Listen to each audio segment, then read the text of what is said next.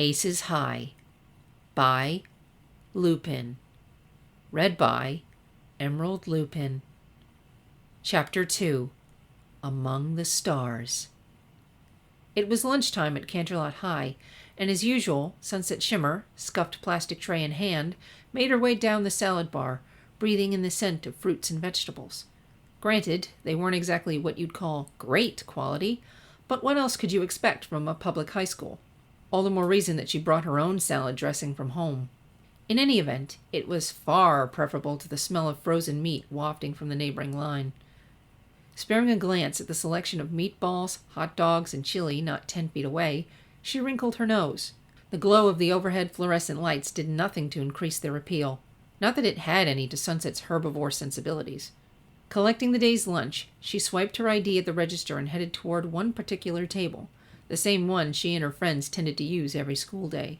Setting her tray down, she exchanged greetings with Rarity, Pinky, and Fluttershy. She tried to do the same with Rainbow and Applejack, but the two of them were caught up in some sort of argument.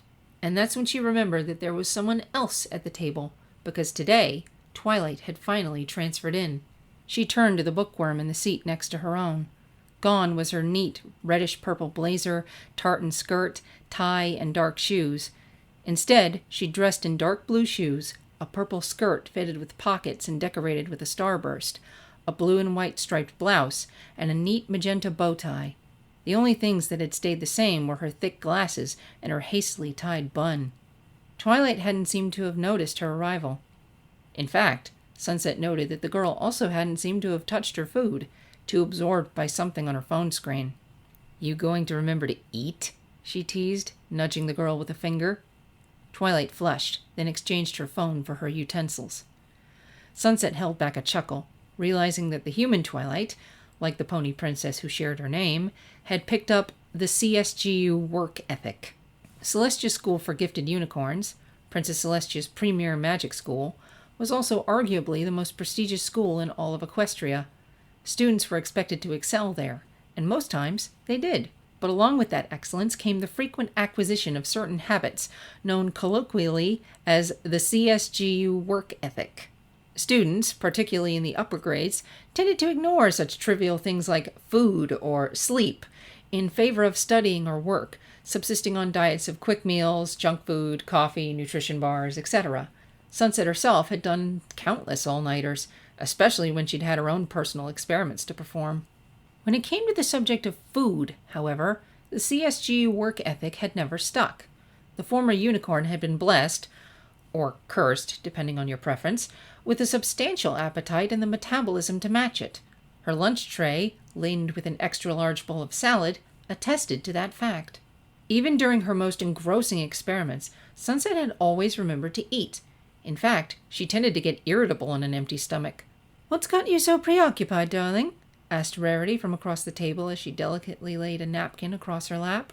"You're not getting lost on your first day, are you?" added Fluttershy. "That happened to me, and on the second day."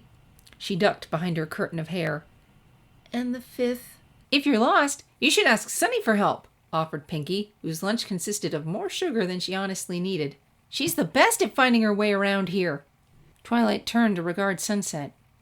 "Really?" The redhead shrugged nonchalantly, digging into her salad. "Well, anyway, that's not what I was focused on," continued Twilight. "The librarian at the Canterlot City Library asked me to do a read-along this Saturday. She's been asking me for months, and this time..." The girl smiled shyly. "I said yes." "That's where you read along to kids, ain't it?" asked Applejack, breaking away from an argument with Rainbow Dash. Twilight nodded. "Yes." "That's really sweet of you, Twi," commented Sunset. She vaguely recalled hearing about that sort of thing in Equestria, but she'd never been to one. "You gonna read Daring Do?" asked Rainbow. "That would be awesome." Twilight shook her head.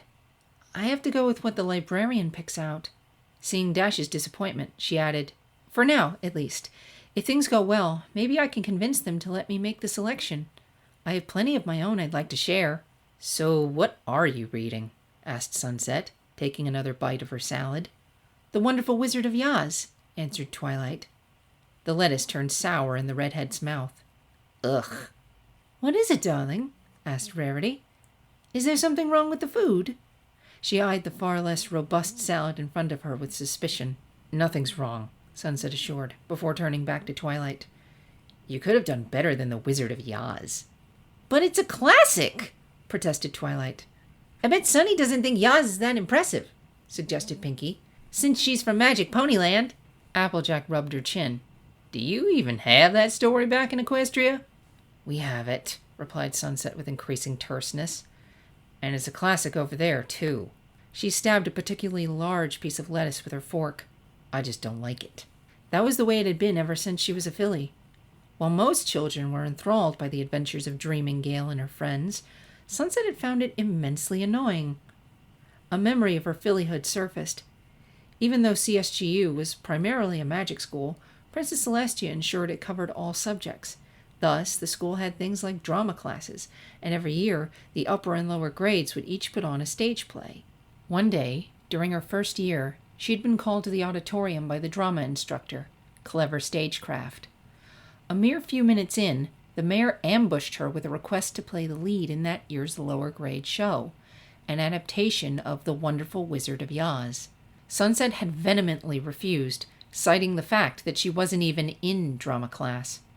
Oh, that doesn't matter, the other unicorn had replied. Any student in the lower grades can participate, if they have permission. Now, from what I've heard, you're a very bright and confident little filly. You'd have to be if the princess is teaching you. So you shouldn't have a problem with stage fright or memorizing your lines. Plus, I think you'd make a lovely Dreaming. Your colors would be just striking with the costume. When she'd refused again, Professor Stagecraft changed tactics, citing how Princess Celestia adored theater and always came to the show, and how much it would please her to see her pupil in the lead. Then she'd brought out the actual costume, blue gingham dress, silver hoof shoes, and all. Just try it on. Read a few lines. I have the script right here. Rounds of heated arguing followed, Professor Stagecraft growing more and more desperate, and Sunset more angry. In the midst of it, the costume got shoved in her face, and the next thing she knew, she'd lit the dress on fire. It had been an accident. She'd only meant to shove it away, but the anger inside her had simply snapped. No pony was hurt, and when Celestia had walked into the auditorium, the whole thing came out. For a moment, looking at the unhappy monarch of Equestria, Sunset had worried she'd be forced to take the part. Instead, she'd gotten a scolding on her loss of magical control, which, in all honesty, had still been pretty bad. The only other consolation was that Professor Stagecraft was chewed out as well, for her overeager desire to please the princess at the cost of respect for the students. Why? Asked Rarity, snapping the former unicorn out of her memories. I found it rather charming myself. Sunset found herself struggling for an answer. Why did the thing annoy her so badly? She leaned back, trying to puzzle out the visceral reaction she had for the work. She'd always been powerful for a filly, ridiculously so. The princess had worked with her tirelessly to get a handle on it, to make sure she wouldn't endanger any pony. Sunset wouldn't have been sent to school otherwise. And yet, that incident with Professor Stagecraft had marked a loss of control. The first and only real loss of control she'd ever had after Celestia took her on. The only time the princess's training had failed. All because of the Wizard of Yaz. It had been many years since that day in the auditorium, and yet the actual reason why she disliked the book remained elusive. Why? A name rang out across the schoolyard, repeated again and again in a horrible, mocking chant. "Stop it!" shrieked herself. It sounded off. High, squeaking. She was so young. But that wasn't it. There was something else wrong with her voice. Some other quality that escaped her. "Keep that up and you'll be sorry!" She was shoved to the ground by one of her tormentors. A 10-year-old against a 7-year-old was already an unfair fight, but her attacker was large to boot, and she was not. "What are you going to do?" was the snide answer, punctuated by the haughty flick of an auburn curl. "Click your heels 3 times and fly off to Oz!" Sunset shook her head, clearing away the dregs of a thought? An idea? She couldn't remember. I just don't, she concluded sourly. then tried to grasp for something more concrete, something other than the nebulous emotion that defied explanation, and the sudden void in her brain. The witch dying to water was pretty stupid anyway. That is a fair point, conceded Twilight. I always found that odd myself. Supposedly it was because she was so old that she was totally dried up, but even as a kid I was asking myself how she could avoid needing to drink water. Don't forget bathing, Sunset chimed in with a smirk. Maybe that's why everybody wanted her gone, giggled Pinkie Pie. Her B.O.! Everyone got a laugh out of that, and Sunset found herself mercifully pulled away from her troubled thoughts. The conversation turned from there into a debate on favorite books, which entry in the Daring Do series was the best, and the revelation that Twilight's mother was the famed mystery author Twilight Velvet. Finally, the bell rang to announce the end of lunch. Sunset picked up her tray, depositing it with the others, when she almost literally bumped into Twilight. Hey, began Twilight awkwardly, holding out her class schedule. I actually do need help finding my next class. Would you mind? It's no problem. Just let me see. She took Twilight's schedule, eyes moving down to the correct period. My class is right by there. Follow me. Together, they cut a path through the rush of students, many of whom waved at her as she passed. A few even waved at Twilight, which she returned hesitantly. As they turned a corner, Twilight drew closer. Since you know the school so well, there is one other thing I was wondering about. What is it? Does CHS have an astronomy club? Sunset shook her head. Nope, sorry. There's a science club, though. Seeing Twilight's crestfallen expression, she put a hand on the other girl's shoulder. Hey, if it really bothers you, you could always start one. It's not that, said Twilight. It's just that there's supposed to be a meteor shower tonight, and I have no good place to observe it. I was kind of hoping an astronomy club would have some ideas. She sighed. Normally I could try Crystal Prep's facilities as a backup. The dejected look on Twilight's face made something twist in Sunset's gut. I know a good stargazing spot, she volunteered quickly. Twilight looked up in surprise. Where? Meet me in front of the school tonight, around nightfall, and I'll show you. The school? Why the... Get to class, you two! Snapped Mr. Cranky Doodle from the other side of the hall. Just meet me, Sunset repeated. Your class is right here, she added, pointing to the room before hastily entering her own a few doors down. As she got out her notebook and pen to begin taking notes, Sunset couldn't help but smile. Twilight would love seeing... The pen jerked hard in her hand as sudden realization struck her brain, and she fully processed exactly what her plan would entail. Oh, horse apples, she groaned as her forehead smacked against the desk. The last embers of a brilliant orange sunset burned away to twilight as the very much flesh and blood Sunset paced across the deserted front lawn of CHS, trying to reassure herself that this was a good idea. Everything will be fine, she repeated for the upteenth time. Twilight needed a place to see the meteor shower, and this is the best one. It had to be done, she argued. It was a very sound argument, too, one she'd been making for the past hour. Unfortunately, the anxiety lodged deep in the pit of her stomach was incredibly stubborn. That was when the also very much flesh and blood Twilight arrived, jogging up lightly from the direction of the bus stop. Hey, she huffed. A large, heavy-looking duffel bag was slung under her shoulder. Hey, Sunset greeted back lowly, forcing herself to stop pacing. Twilight hadn't seen her doing that, had she? Sweet Celestia, she hoped not. She was the one who offered. Her being visibly reluctant would be the worst way for this to start. I brought my equipment, Twilight chirped, seemingly oblivious to Sunset's emotional turmoil.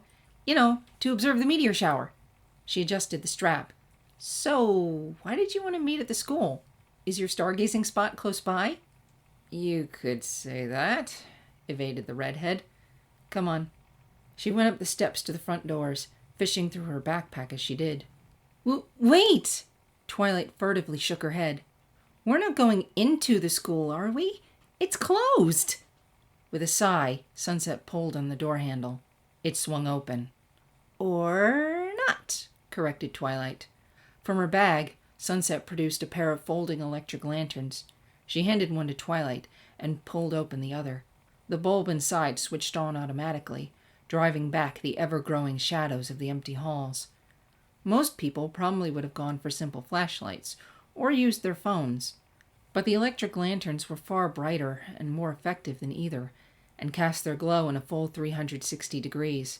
Besides that, Sunset came from a world of low, pre-industrial technology, and the shape of the lantern just felt more comfortable. As they passed Principal Celestia's office, Twilight broke the silence. "Sunset, why was the door open? Is there a night janitor?"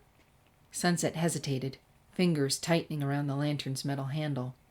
"I have a master key." She held the item in question up in her free hand, just to prove her point. Behind her, Sunset could have sworn she heard Twilight tilt her head. "And why do you have that?" she asked. "I told you I used to be a bully," Sunset began. "Watch it, trash can on your left," she added, pulling Twilight to the side. The natural light was fading rapidly now as they moved further in, the last dregs of sunlight peeking out from the windows of classroom doors. "Anyway," she licked her lips, reciting the words that she'd rehearsed earlier that day. "I pulled a lot of nasty schemes back in the day, and as part of that, I made a duplicate of the master key." Not that it had ever been, strictly speaking, a necessity. She could have gone without it. In addition to learning the guitar to improve her finger coordination, she'd also learned how to pick locks. Nothing in this school would be that challenging. But on the other hoof, sometimes you just needed to get in quickly, or you didn't want to leave any evidence of a break-in. "What kind of schemes?" asked Twilight after a pause. "And why would they require a master key?" Sunset mentally kicked herself. She hadn't planned that far ahead. No, that wasn't it. She simply hadn't wanted to plan that far ahead. It wasn't as though she wanted to completely hide her awful past. She'd admitted to it after the friendship games. But at the same time, delving back into it always filled her with a sense of shame. More than that, Twilight was a stranger. Someone who didn't know anything about Sunset or what she'd done. Someone who held her in a positive light. It was one thing to know that someone used to be a bully, but it was another thing to go into the specifics, to know just how bad she'd been. Ideally, Sunset would have liked to have kept Twilight from hearing those horror stories, at least for a little while. And yet, not only had Sunset charged right into a situation that required her to break into the school and open up questions about the person she'd been, but now Twilight had gone for the worst-case scenario and asked what exactly she'd needed the master key for. Her gaze moved to the lockers and fell on one in particular. In the mix of shadows and electric light, she made out a cupcake sticker. She knew what example to go with, and she hated every second of it. Like breaking up blueberry cake in Norman. Her fingers reached out to graze the locker. It wasn't really a breakup exactly, but functionally it was about the same. She sighed, diving deeper into the well of her past malice. It was back when I was in 8th grade. I was working to establish myself as queen of the school, and one day, blueberry cake crossed me. Her brow furrowed as she tried to bring up the faded memory. Or maybe I crossed her first? I probably did. It's hard to remember now, but we exchanged words in the cafeteria. I think maybe she took a shot at my clothing? She's in fashion club, so that would make sense. Anyway, I was pretty mad, and I didn't want someone standing up to me, so I decided to, well, put her in her place. When I went to the library that day, I found Norman writing Blueberry a love letter. That part she could remember a bit better. She could still picture the young amber-eyed boy typing away at one of the library computers, muttering quietly to himself, but not so much that Sunset hadn't been able to overhear. Norman had stored the letter in his locker, so when school was out for the day, I went back in with the master key, broke into his locker, and took the letter out. To make sure he couldn't just print out another one, I stole his flash drive the next day. She moved over a couple feet, tapping Norman's locker, still in the same place after so many years. It was the morning after that when I slipped the drive and the letter back into his locker, and Norman passed the letter to Blueberry. Thing was, that wasn't all I'd done. When I stole the letter, I'd used the copier in the teacher's lounge to duplicate it, and I'd put those copies in the lockers of 3 other girls. Norman's letter had been pretty simple and very nonspecific, so the timing of it all had been perfect, in a horrible way. Mere minutes after reading Norman's letter, the trio of girls had approached the brunette about his apparent declaration of love.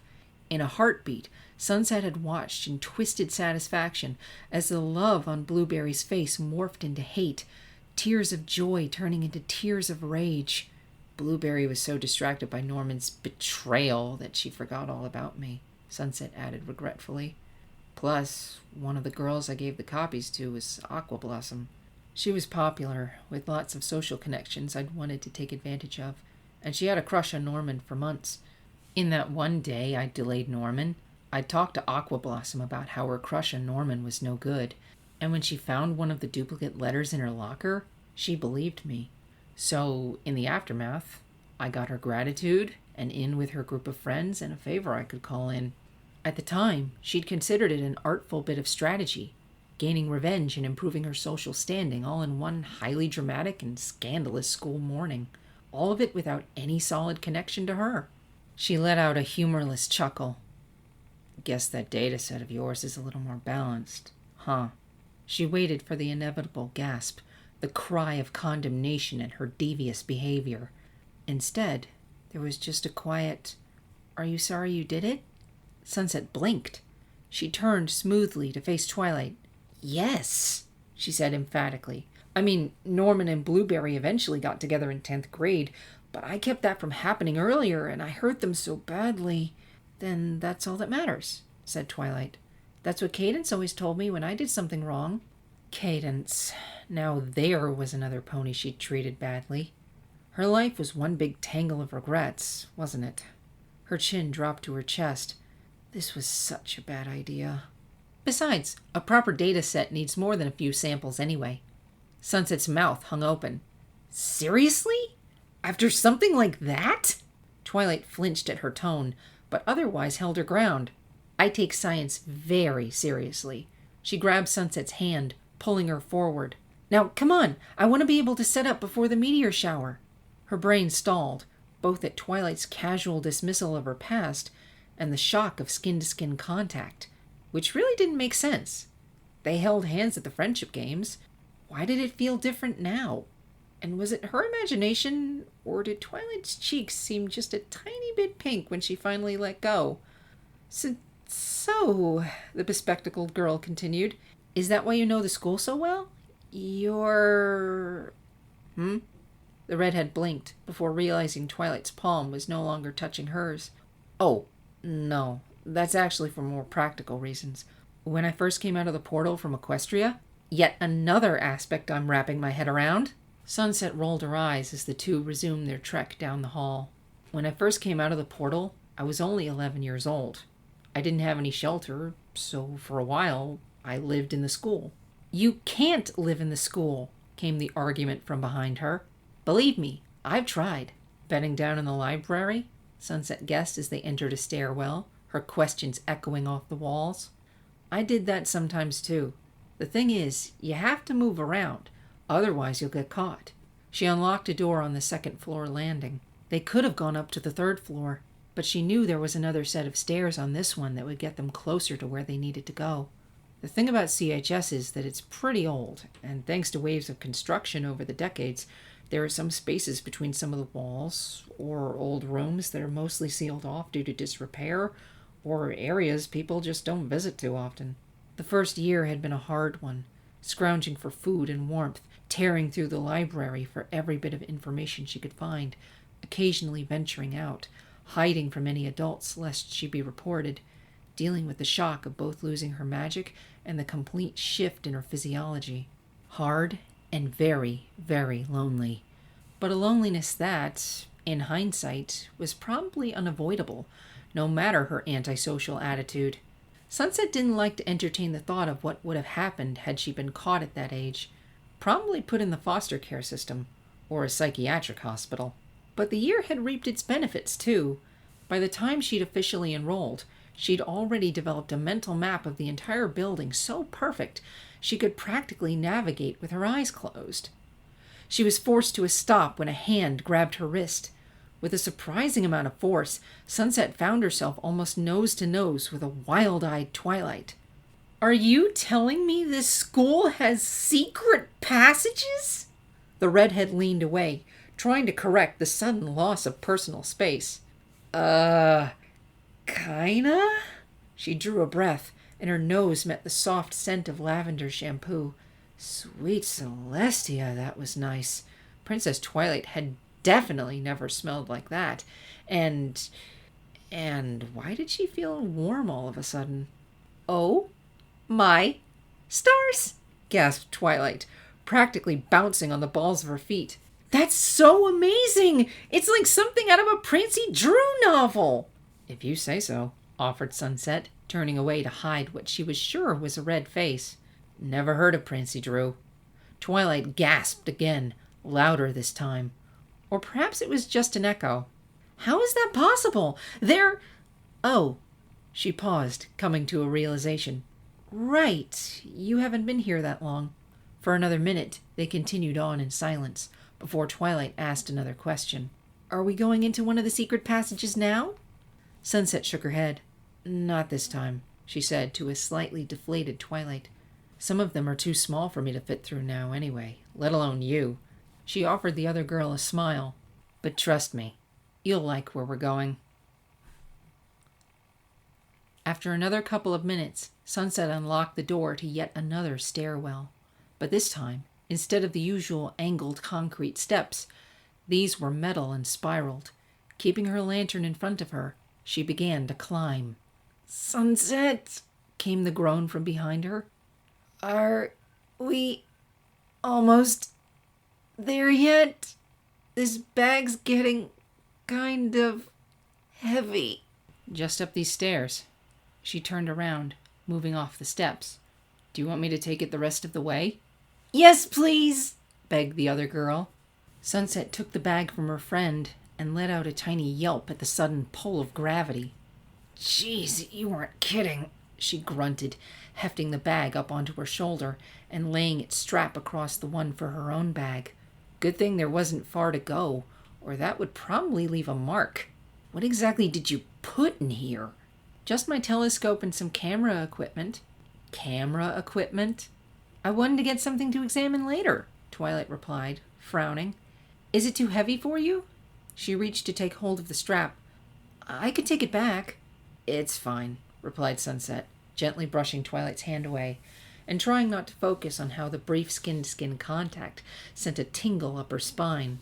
Thankfully, the weight on her shoulder made for an excellent distraction. Slowly, they made their way up, feet clanking against the thin metallic steps. I don't understand, said Twilight as they made their way higher. Where exactly are we?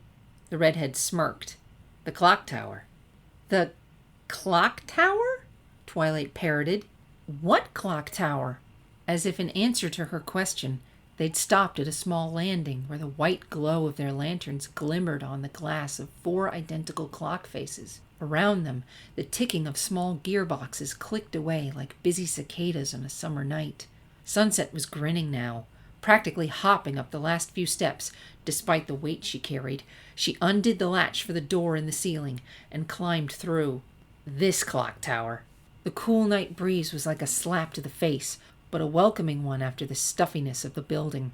Setting the bags down, Sunset stood near the edge of the wall, looking down onto the front lawn of the school. Directly below her, the library's glass dome sat like a tranquil sea. Twilight stood beside her, gaping at the sight. I don't understand. How did I was hovering in the air during the games. How did I not notice this? Sunset merely shrugged as she went back to secure the door to the stairs. I wouldn't get too upset. From what I can tell, most people at CHS don't remember there's a clock tower. But that goes against the function of a clock tower, Twilight sputtered indignantly. What's the point of a clock if you don't bother to even see it? She shrugged again. I'm not complaining, and neither should you. Look. She pointed up toward the sky. Night was settling in now, and above them, the stars were beginning to wink into view, shining brightly against the oncoming new moon sky like diamonds against black velvet. It's beautiful, Twilight said breathily.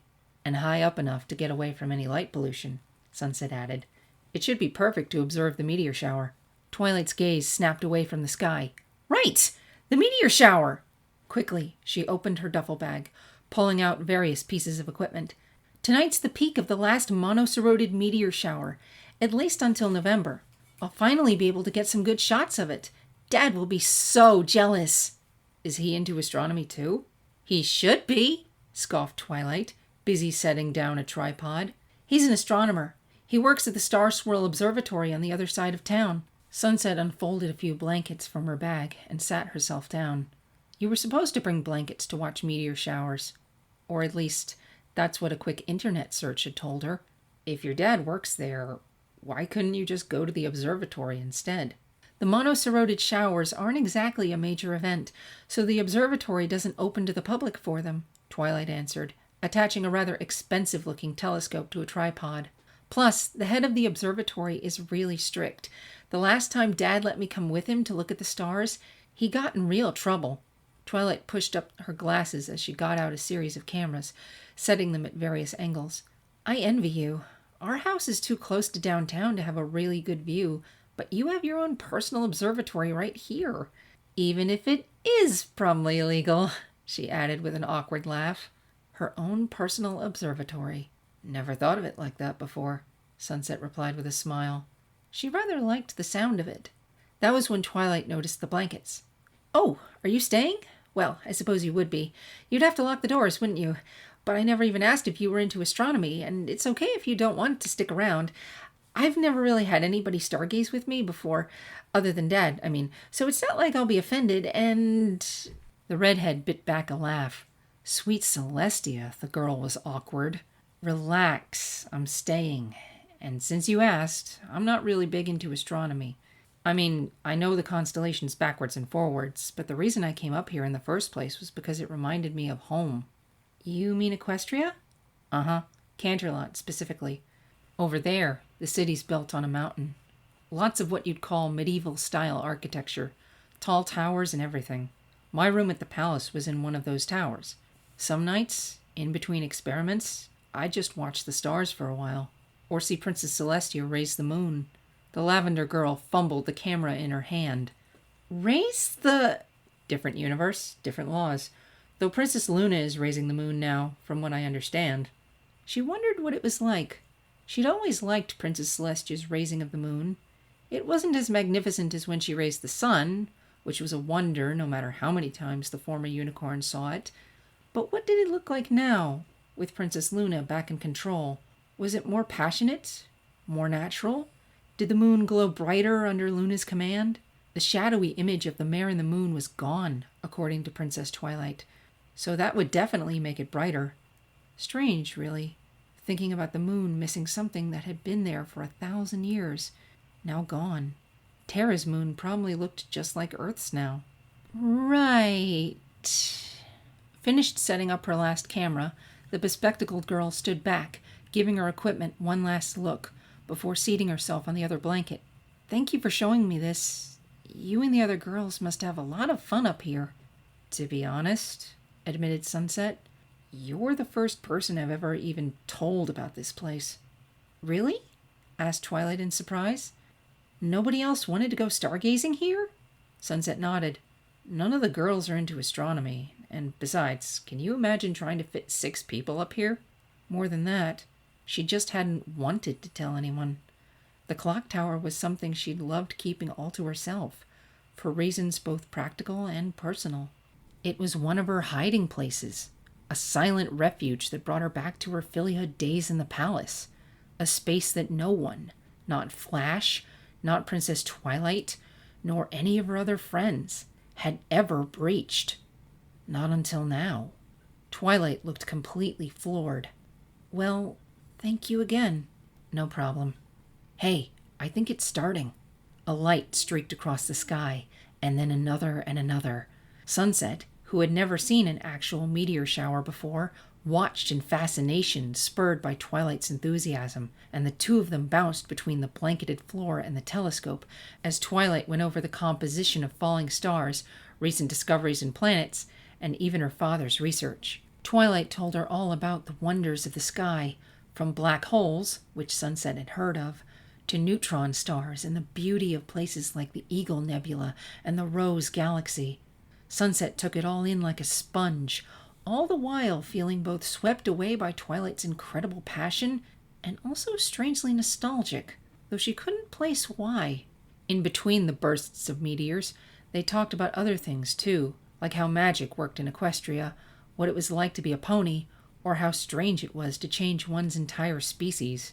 I do miss the sound of my hooves against the floor, Sunset admitted during one of the lull points. Sometimes almost as much as I miss my horn. Horn? Twilight questioned, removing her face from the eyepiece of her telescope. You're a unicorn? Sunset nodded. Yep. Princess Twilight, too. Or at least she was born one. When she became a princess, she became an alicorn, a mix between all three types of ponies. At Twilight's blank look, she added, short version, she got wings. Oh, I see, said Twilight. If I went across the mirror, I'd change species too, right? So would I be a unicorn or an alicorn? I did... Her expression dimmed, just a little. I did have wings before.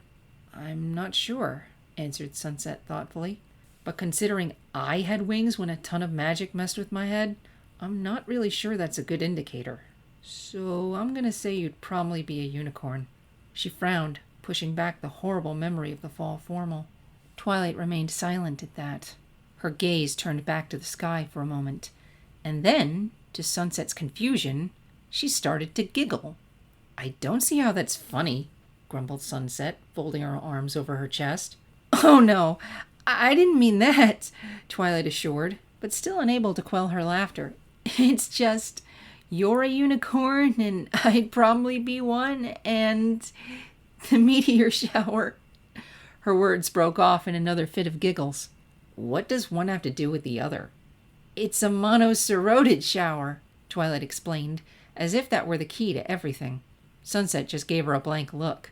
So?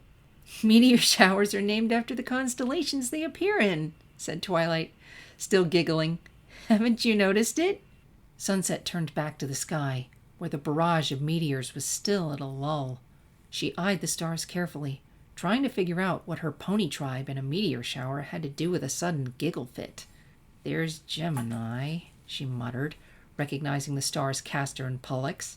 There's Sirius. So those are Canis Major and Canis Minor. She moved her attention to the spot where the meteor shower was hailing from. So that constellation is... Sunset froze, her brain tripping as it caught up with the star map in her head. It's... Monoceros, supplied Twilight in triumph. Or as it's otherwise known... The unicorn, Sunset finished dumbly.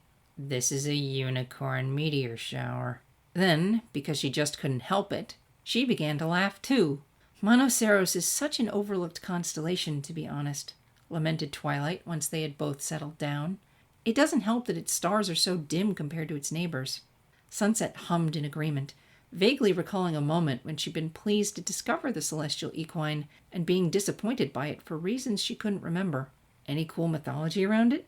Not really. I found a constellation lore site once that said the unicorn was sent into the sky to use its purifying horn to counter the deadly venom of the Hydra. Twilight pointed a purple finger east of Monoceros, where the great serpentine monster rested. But considering Monoceros wasn't recognized until the 17th century, I'm pretty sure that was just a modern addition. She let out a small humph. Not to mention misinformation. Sunset let out a humph of her own. Shame on everybody else, then. We unicorns are awesome. Twilight giggled again. Suddenly, the sky seemed to come to life as meteor after meteor raced through the unicorn constellation in rapid succession, like the starry equine was putting on a magic show just for them. I think it heard me, gawked the redhead. Twilight's gasp could have been heard for miles. It's an outburst! Look at it! A meteor outburst! And I've got it on camera! Oh my stars! Her arms wrapped themselves around Sunset's middle. This is the best night ever! Thank you, thank you, thank you! You're welcome, she stammered, feeling her stomach flutter like she'd swallowed an entire flight of butterflies. What was that? First in the hallway, and now here. Not even Flash had gotten these sorts of reactions when he'd held her. Oh. Oh, that was pretty big, wasn't it? Did she actually... Her incredibly profound thoughts were interrupted by the ring of Twilight's cell phone. "Hello?" said Twilight, releasing her grip on a very stunned Sunset Shimmer. "Oh, hi, Mom. Yeah, it's going great. It's what time?" She pulled the phone away, looking at the clock. "It's 10 already?" she muttered, returning her ear to the phone. "Yeah, Mom, I see the time. All right. I'll start packing up. See you soon." Twilight hung up, turning back to her with a sheepish expression. "I actually need to head home now." Glancing up at the sky in disappointment, she asked, "Sunset, would it be okay if I left my cameras here overnight? You said no one comes up here." Yeah, she answered through the swirl of thoughts. "I mean, very rarely someone will come check the gearboxes, but the roof is pretty much left alone. If you want, I could collect the cameras later."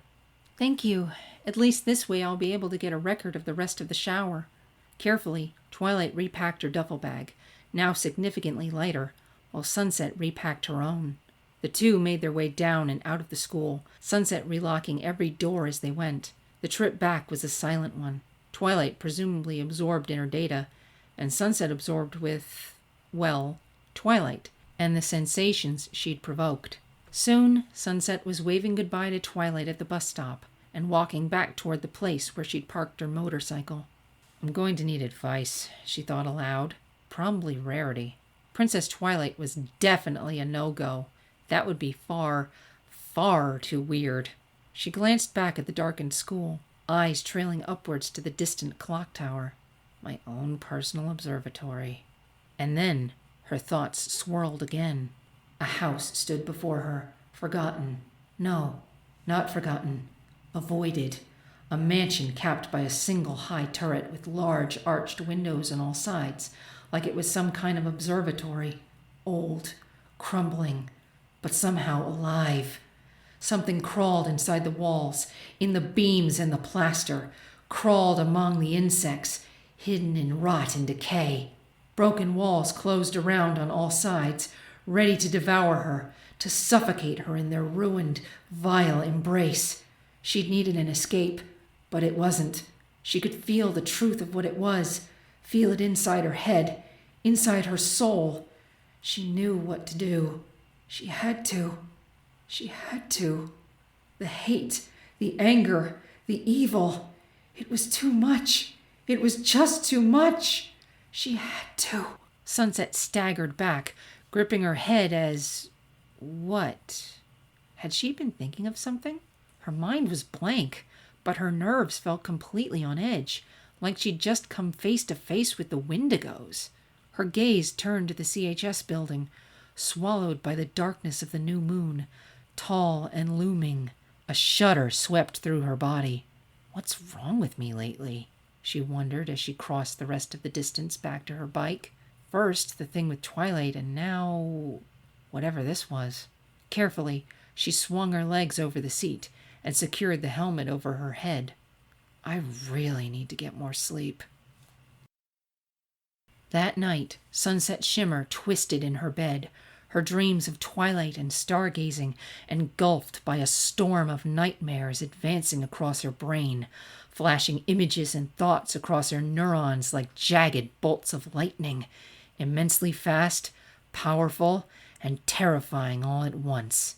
A climb over an ancient wall on a hot summer day, a mansion hidden away by layers of undergrowth, a stone lion half eaten by moss, a fallen guardian, raving madmen, monsters, insects and reptiles crawling free, a figure with dark glasses and covered in cobwebs, things in the basement, dead eyes boring into her soul, younger and older all at the same time, events looping, a place she never wanted to return to.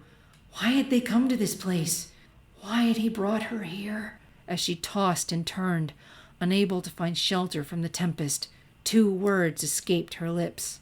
Gabriel, Chase. When Sunset woke up the next morning, She remembered nothing, but found that she was strangely queasy at the idea of eating oatmeal for breakfast. Author's notes.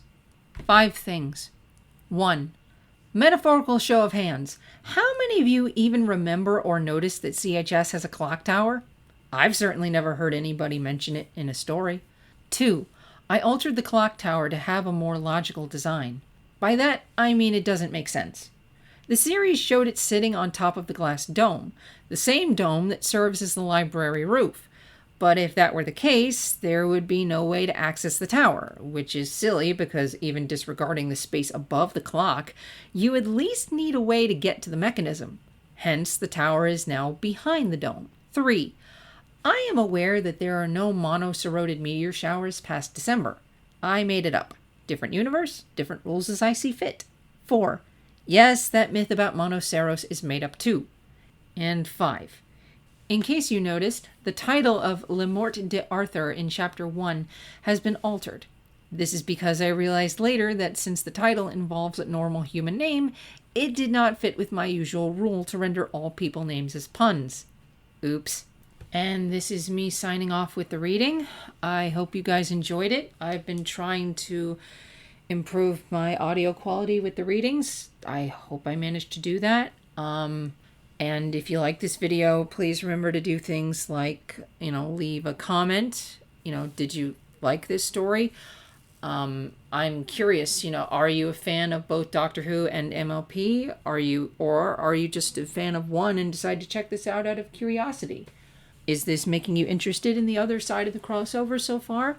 I am really always curious about that sort of thing, and I think that the best crossovers do at least a decent job trying to stimulate interest in the other half of the crossover. Well, sometimes it just doesn't work for everyone, but still, I am curious. So if you are, tell me down below, or you can check out some of my other videos, or share this on social media with your friends, or just subscribe to my channel if you haven't already.